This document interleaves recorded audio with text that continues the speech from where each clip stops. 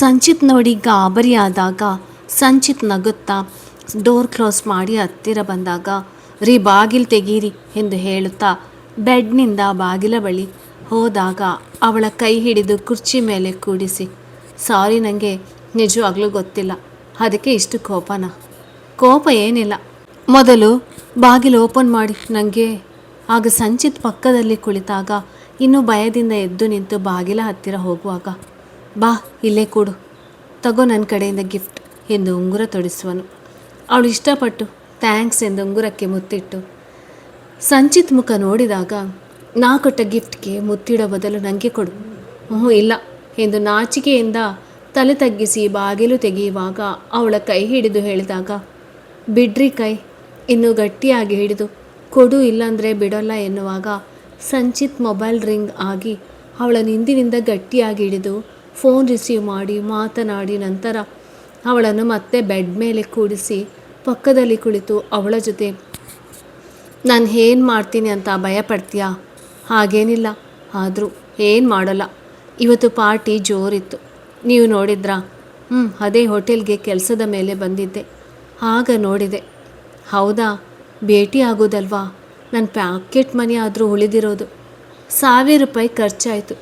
ಮೊದಲೇ ಮದುವೆಗೆ ಎಷ್ಟೊಂದು ಖರ್ಚು ಇದೆ. ಮದುವೆಯಲ್ಲಿ ಅದಕ್ಕೆ ದುಡ್ಡು ಬೇಕು ನಿಮಗೆ. ಅಯ್ಯೋ, ಮೇಕಪ್ ಐಟಮ್ಸ್ ತಗೊಳ್ಳೋಕ್ಕೆ ಬೇಕು, ಬ್ಯೂಟಿಷನ್ಗೆ ಕೊಡಬೇಕು, ಇನ್ನೇನೇನೋ ಖರ್ಚಿದೆ. ನಿಮ್ಮ ಅತ್ತೆ ಜಿಪ್ಪುಣಿ, ದುಡ್ಡೇ ಕೊಡಲ್ಲ, ಪಪ್ಪ ಹತ್ತಿರ ಎಷ್ಟು ಅಂತ ಇಸ್ಕೊಳ್ಳೋದು. ಸರಿ ಬಿಡು, ನಾನೇ ಕೊಡ್ತೀನಿ, ಅದಕ್ಕೆ ಯಾಕೆ ಚಿಂತೆ? ಆದರೂ ನೀನು ತುಂಬ ಚೆನ್ನಾಗಿದ್ದೀಯಾ, ಮತ್ತ್ಯಾಕೆ ಮೇಕಪ್ಗೆ ದುಡ್ಡು ದಂಡ ಮಾಡ್ತೀಯಾ? ನನ್ನ ಈ ಗುಂಗುರು ಕೂದಲನ್ನು ಸ್ಟ್ರೇಟ್ ಮಾಡಬೇಕು, ಅದಕ್ಕೆ. ಬೇಡ, ಈ ಗುಂಗುರು ಕೂದಲೇ ಚೆನ್ನಾಗಿದೆ. ಅಯ್ಯೋ, ಇದರಿಂದ ಮೇಕಪ್ ಚೆನ್ನಾಗಿ ಕಾಣೋಲ್ಲ, ಬೇಕಾದರೆ ರಿಸೆಪ್ಷನ್ಗೆ ಗುಂಗುರು ಕೂದಲನ್ನು ಬಿಡ್ತೀನಿ, ಓಕೆನಾ? ಜೀವನದಲ್ಲಿ ಒಮ್ಮೆ ಮದುವೆ ಆಗೋದು, ಅದಕ್ಕೆ ನಾನು ತುಂಬ ಮುದ್ದಾಗಿ ಕಾಣಬೇಕು. ನಿಮ್ಮ ದುಡ್ಡು ಬೇಡ, ಅದು ಮದುವೆ ಆದಮೇಲೆ. ಬೇಡ, ಈಗಲೇ ಕೊಡ್ತೀನಿ, ಎಷ್ಟು ಬೇಕು? ಬೇಡ ರೀ, ಮದುವೆ ಆದ ತಕ್ಷಣ ನಿಮ್ಮ ATM ಕಾರ್ಡ್ ಕೊಟ್ಬಿಡಿ ಸಾಕು. ಏನು ಮಾಡ್ತೀಯಾ?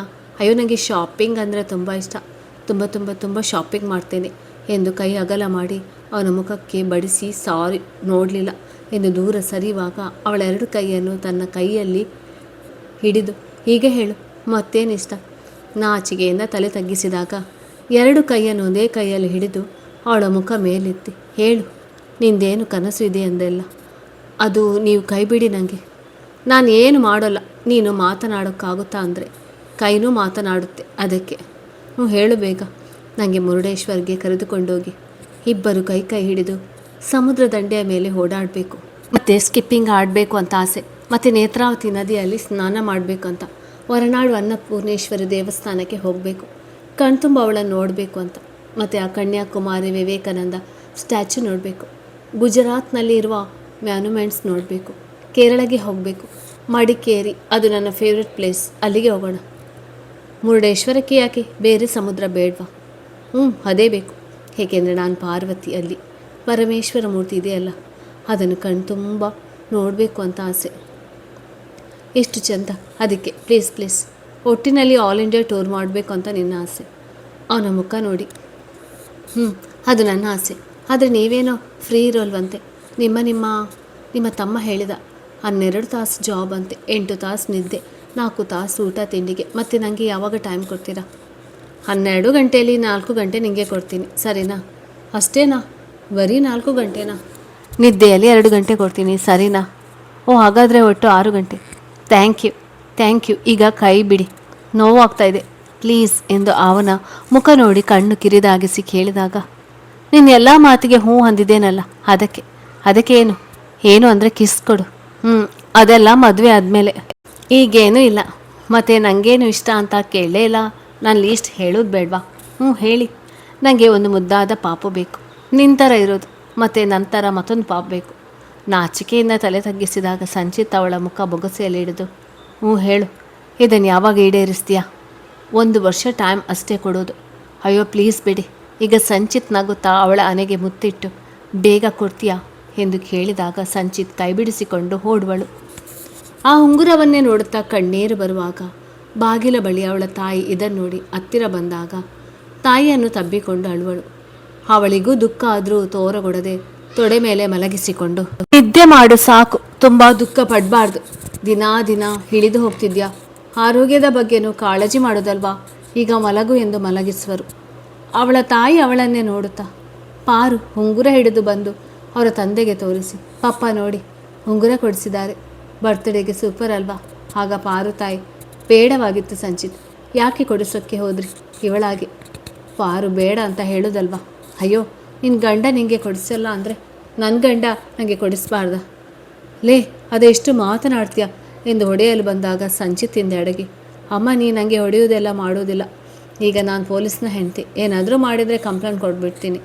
ಆಗ ಅಜ್ಜಿ ಸುಶೀಲಾ ಅಂದರೆ ಪಾರು ತಾಯಿ, ಇವಳು ಹದ್ದು ಮೀಡ್ತಿದ್ದಾಳೆ ಕಣೆ, ಭಾಳ ಆಯಿತು. ನಂತರ ಸಂಚಿತ್ ಮುಖ ನೋಡಿ, ನೋಡುತ್ತಮ್ಮ ಇವಳನ್ನು ಕಿವಿ ಹಿಂಡಿ ನೀ ಹೇಳಿದಂಗೆ ಕೇಳುವಾಗೆ ಇಟ್ಕೊ, ಎಷ್ಟು ಹುಡುಗಾಟ ಆಡ್ತಾಳೆ.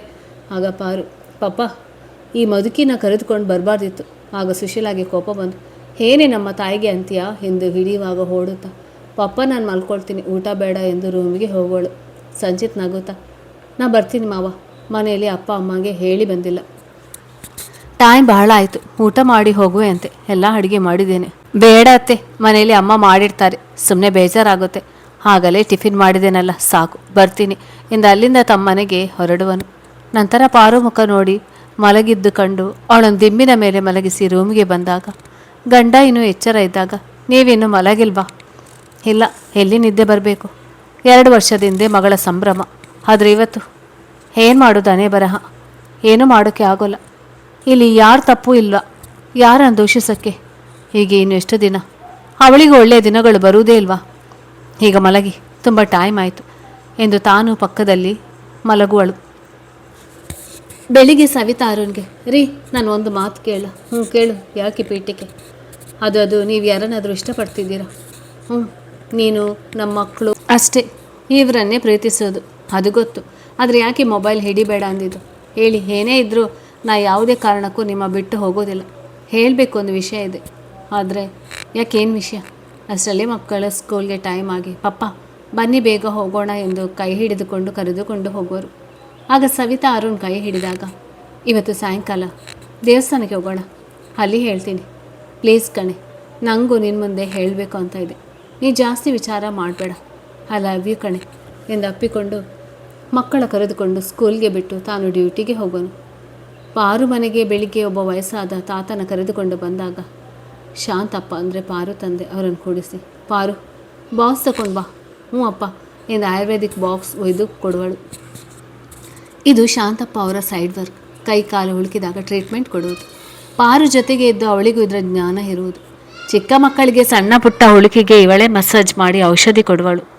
ಪೇಷಂಟ್ ಮಗ ಮಾತನಾಡಿ, ನಿಮ್ಮ ಅಡ್ರೆಸ್ ಐಸಿರಿ ಅಂತ ಹೇಳಿದರು.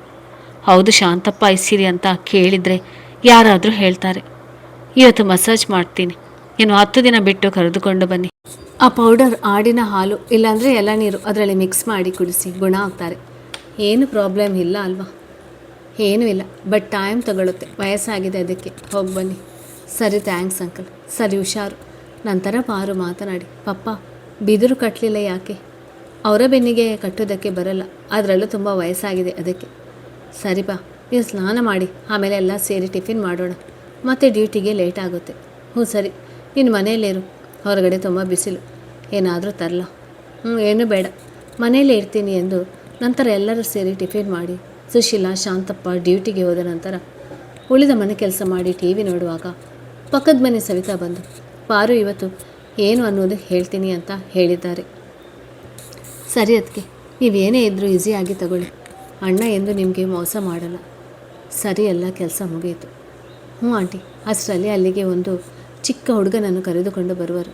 ಮೊನಕೈ ಹುಳುಕಿ ತುಂಬ ನೋವಿನಿಂದ ಒದ್ದಾಡುವಾಗ ಪಾರು ಅವರನ್ನು ಕೂಡಿಸಿ ಸಾಸಿವೆ ಎಣ್ಣೆ ಹೆಚ್ಚಿ ಮಸಾಜ್ ಮಾಡುವಾಗ ಆ ಹುಡುಗ ಅಳುವಾಗ ಅವನನ್ನು ಮಾತಿಗೆ ಹೇಳಿದು ನಗಿಸುತ್ತಾ ಮಸಾಜ್ ಮಾಡಿದಾಗ ಕೈ ಸ್ವಲ್ಪ ತಾನೇ ಮಿಸುಕಾಡಿ ಖುಷಿಯಿಂದ ಆ ಹುಡುಗ, ಅಯ್ಯೋ ಅಕ್ಕ, ಕೈ ಆರಾಮಾಯಿತು, ಹಬ್ಬ ತುಂಬ ಭಯ ಆಗಿಬಿಟ್ಟಿತ್ತು, ಥ್ಯಾಂಕ್ಸ್ ಅಕ್ಕ ಎಂದು ಕುಣಿದಾಡುವನು.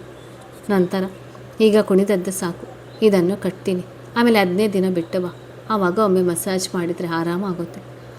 ನಂತರ ಆ ಹುಡುಗನ ತಾಯಿಗೆ, ಆಂಟಿ ಈ ಪೌಡರ್ ಆಡಿನ ಹಾಲು ಅಥವಾ ಎಳನೀರು ಇದರಲ್ಲಿ ಮಿಕ್ಸ್ ಮಾಡಿ ಕುಡಿಸಿ, ಆರಾಮ ಆಗ್ತದೆ, ಭಯ ಪಡುವಂಥದ್ದು ಏನೇ ಇಲ್ಲ. ಆ ತಾಯಿ ಮಾತನಾಡಿ, ಮತ್ತು ಶಾಂತಪ್ಪ ಐಸಿರಿ ಅನ್ನುವರು ಟ್ರೀಟ್ಮೆಂಟ್ ಕೊಡ್ತಾರೆ ಅಂದರು. ಆದರೆ ಇಲ್ಲಿ ಹುಡುಗಿ, ಆಗ ಸವಿತಾ, ಇವಳು ಅವರ ಮಗಳು, ಚಿಕ್ಕ ಮಕ್ಕಳಿಗೆ ಇವಳೇ ಟ್ರೀಟ್ಮೆಂಟ್ ಕೊಡ್ತಾಳೆ, ನೀವೇನು ಭಯ ಪಡಬೇಡಿ, ಆರಾಮ ಆಗುತ್ತೆ. ಇಷ್ಟೊತ್ತಲ್ಲಿ ಅವರ ತಂದೆ ಡ್ಯೂಟಿಗೆ ಹೋಗಿರ್ತಾರೆ. ಅದಕ್ಕೇನಿಲ್ಲ, ನನ್ನ ಮಗನೇ ಆರಾಮ ಆಗಿದೆ ಅಂದನಲ್ಲ, ಅಷ್ಟೇ ಸಾಕು, ನಾವು ಬರ್ತೀವಿ.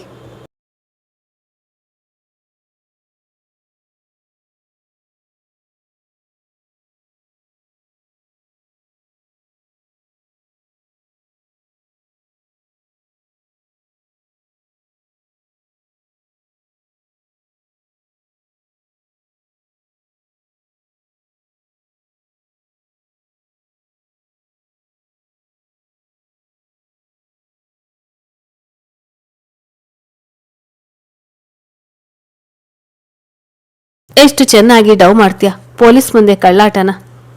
ನಾನು ಯಾಕೆ ಸುಳ್ಳು ಹೇಳಿ, ಇನ್ನು ಮಲಗೇ ಇದ್ದೀನಿ, ಬೇಕಿದ್ರೆ ಬಂದು ನೋಡಿ ರೂಮ್ನಲ್ಲಿ. ಮಧ್ಯಾಹ್ನ ಪೇಪರ್ ಮುಗಿಸಿ ಬಂದು ಮಲಕ್ಕೊಂಡವಳು ಇನ್ನೂ ಎದ್ದಿಲ್ಲ. ನೀವು ಯಾಕೆ ಫೋನ್ ಮಾಡಿದ್ದು? ಸಾರಿ, ಅದು ನಿನ್ನ ಬರ್ತ್ಡೇ ಅಂತ ಗೊತ್ತಿದ್ದಿಲ್ಲ, ನನ್ನ ತಮ್ಮ ಹೇಳಿದ ಮೇಲೆ ತಿಳಿತು, ಅದಕ್ಕೀಗ ಫೋನ್ ಮಾಡಿದ್ದು. ನಾನೇನು ನೀವು ವಿಶ್ ಮಾಡಿಲ್ಲ ಅಂತ ಅಳ್ತಾ ಕೂತಿಲ್ಲ. ಈಗ ನಾನು ಮಲಗಬೇಕು, ಫೋನ್ ಕಟ್ ಮಾಡ್ತೀನಿ ಎಂದು ಫೋನ್ ಕಟ್ ಮಾಡಿ ಒಬ್ಬಳೆ. ತಮ್ಮನಿಗಿರುವಷ್ಟು ಬುದ್ಧಿ ಇವರಿಗಿಲ್ಲ, ನಾನು ಯಾಕೆ ಸೋಲೋದು?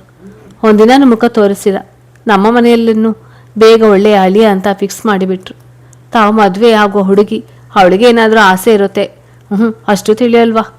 ಅಪ್ಪ ನನ್ನ ಡಿಸ್ಟರ್ಬ್ ಮಾಡಬೇಡಿ, ನಾನು ಊಟಕ್ಕೆ ಬರೋಲ್ಲ ಎಂದು ಮಲಗುವಾಗ ಬಾಗಿಲ ಸದ್ದಿಗೆ ತಿರುಗಿದಾಗ ಬಾಗಿಲ ಬಳಿಯಲ್ಲಿ ಸಂಚಿತ್ ನಿಂತಿರುವನು.